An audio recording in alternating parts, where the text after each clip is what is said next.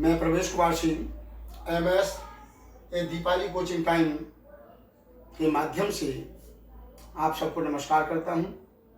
कल हमने अर्थालंकार का उपमा अलंकार के बारे में बताया था। रूपक अलंकार,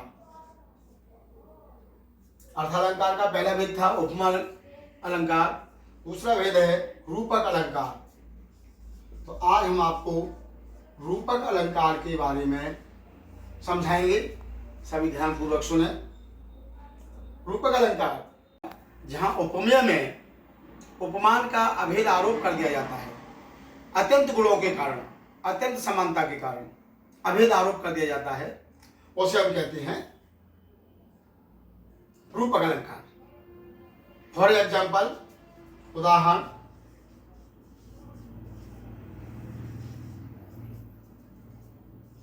चरण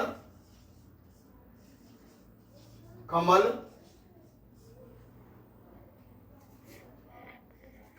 बंदौ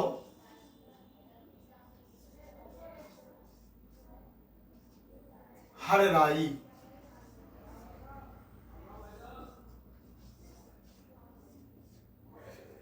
चरण कमल बंदौ हरराई, यानी यहां पर चरणों पर कमल का अभेद आरोप कर दिया गया है। उपमेय हमारा यहां पर उपमेय चरण है और उपमान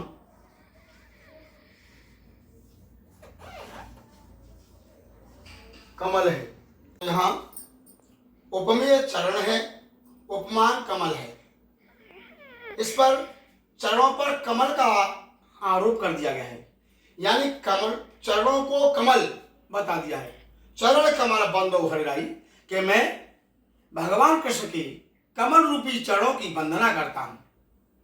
भाई चरण चरण ही रहेंगे, कमल कमल ही रहेगा, लेकिन यहां पर अभेद आरोप कर दिया गया है चरणों पर कमल का होना।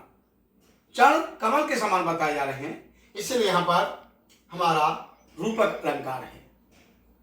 उपमेय उपमान, यानी उपमेय होता है विशेष, उपमान यानी विशेषण। तो यहां पर चरण विशेष मानेंगे, इन पर उपमान यानी विशेषण कमल के समान बता दिया गया है। विशेषण प्रयोग कर दिया गया है चरणों के लिए भगवान कृष्ण के, कि यहां पर जो उनके चरण हैं वो कमल हैं। ऐसे कमल रूपी चरणों की मैं वंदना करता हूं। पूरा इसका दो है कि चरण कमल बंदौ हरराई, जाकी कृपा पंगु गिरलंग, अंधे को सब कुछ दर्शाई, बहरो सुने गूंग पुण्य बोले, रंक चले सिर छत्र धराई। यानी इनकी कृपा से जिनके चरण कमल रूपी हैं, ऐसे कमल रूपी चरणों की मैं वंदना करता हूं, क्योंकि उनकी कृपा से बहरो सुने गूंग पुण्य बोले, क्योंकि बहरा सुन सकता है और गूंगा फिर से बोल सकता है। रंक चले सिर छत्र धराई, और जो भिखारी है वो राजा बन सकता है। तो ये कृपा है ऐसे कमल रूपी चरणों की। दूसरा हमारा अलंकार, अर्थालंकार का भेद है उत्प्रेक्षा अलंकार। उत्प्रेक्षा अलंकार, उत्प्रेक्षा अलंकार,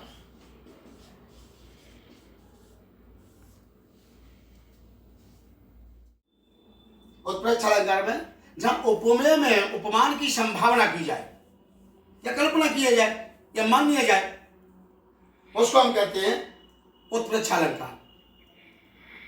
जहां पर संभावना कर ली जाती है उपमेय में उपमान की, यानी विशेष में विशेषण की संभावना कर ली जाए, कल्पना कर लिया जाए, मान लिया जाता है, उनको कहते हैं उत्प्रेक्षा अलंकार। इनके कविताओं में गिने चुने शब्द होते हैं। मनो मानो, पहचान है इनकी, पहचान, मनो मानो, जनो जानो। कविता में ये शब्द आ जाएंगे मनो, मानो, जनहु, जानो।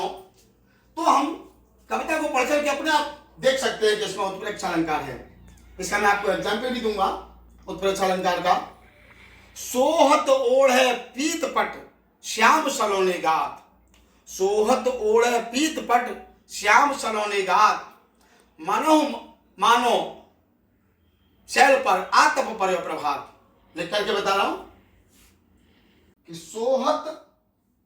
सोहत ओढ़े पीत पट श्याम सलोने गात, मनो नीलमण शैल पर आतप पर प्रभात। यहां पर जैसे आप देख रहे हैं मनो शब्द आ रहा है। मनो यानी मान लिया गया है, संभावना कर ली गई है, कल्पना कर ली गई है कि श्याम यानी भगवान कृष्ण, सामने शरीर, गात माने शरीर, मनो माने मान लिए कि अगर नीलमण शैल पर वो खड़े हुए हैं, मान लीजिए कि अगर वो नीलमण शैल पर खड़े, नीलमण शैल यानी पर्वत, नीलमण पर्वत पर खड़े हुए हैं, तो उनके खड़े हो जाने से, क्योंकि पीले वस्त्रों को धारण किए हुए हैं, नीला उनका रंग है, सब पर्वत पर खड़े हुए हैं, पर्वत पर हरियाली छाई हुई है, तो उनको खड़े होने से ऐसा लग रहा है, मान लीजिए कि सुबह निकल आया हो। तो यहाँ पर जब सुबह नहीं था, सूर्य निकलता है तब सुबह होता है, लेकिन वहां पर इस तरह की मूर्ति को मान लिया गया है।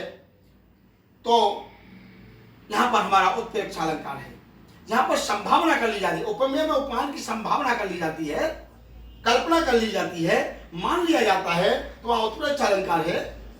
कविता में देखे जाते शब्द मनो, मनो, मानो, जनहु, जानो, ये शब्द कविता में आ जाते तो समझ लीजिए, आंख बंद करके आप देख सकते हैं कि उत्प्रेक्ष अलंकार है। तो मैं समझता हूं रूपक अलंकार और उत्प्रेक्ष अलंकार अर्थालंकार के ही भाग थे दोनों। आगे के जो भाग हैं मैं आपको कल समझाऊंगा, तो समझें, नोट भी करते जाएं और समझते भी जाएं। और हमारे चैनल दीपाली कोचिंग टाइम को और मुझे प्रवीण कुमार सिंह को सब्सक्राइब करें, लाइक करें, कमेंट करें। आज का वीडियो के लिए सुनने के लिए बहुत बहुत धन्यवाद।